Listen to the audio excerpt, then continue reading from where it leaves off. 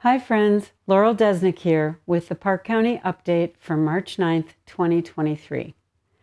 It has been 3 years since COVID-19 arrived in the United States and Montana. It was a new virus operating in ways the world had not seen before. We had no treatment, no vaccine, and very little knowledge about how the virus spread, who would be most affected, and how to prevent infection. Looking back on this now, it is hard to imagine how deeply we have all been affected. Many businesses suffered loss or changed their way of doing business altogether. Employees faced shortened hours or no work at all. Travel for work and for fun came to a standstill. Thankfully, our county schools, except for Livingston, were able to remain open most of the time.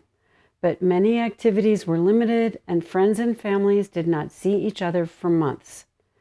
39 lives were lost to COVID in Park County, and a number of people still struggle with symptoms of long COVID. Almost every one of us was touched in some way by this pandemic. At the very beginning of the pandemic, Park County Health Department, together with Yellowstone Park, schools, clinics, and the State Health Department, acted quickly to set up county-wide free testing for COVID-19. Many thousands of tests were run by the county and many more distributed free for home testing.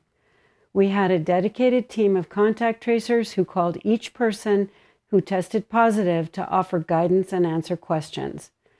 As soon as the vaccine became available, we opened free clinics throughout the county, staffed by dozens of volunteers, community members, retired doctors, nurses, and even a miniature horse.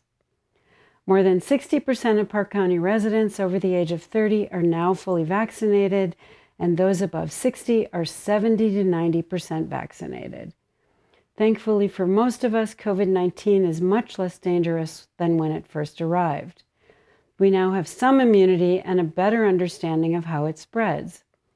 Due to vaccines and past infection, it is less likely that a person who catches COVID-19 will need hospitalization or die from their infection.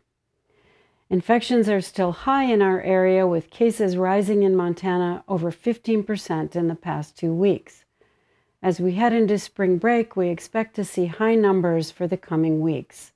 Home test kits are still available at the health department and at covid.gov.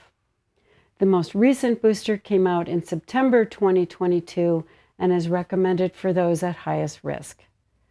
The Park County response to COVID-19 was swift and focused on health and safety. Through it all, the community came together to care for each other. Thank you, Park County.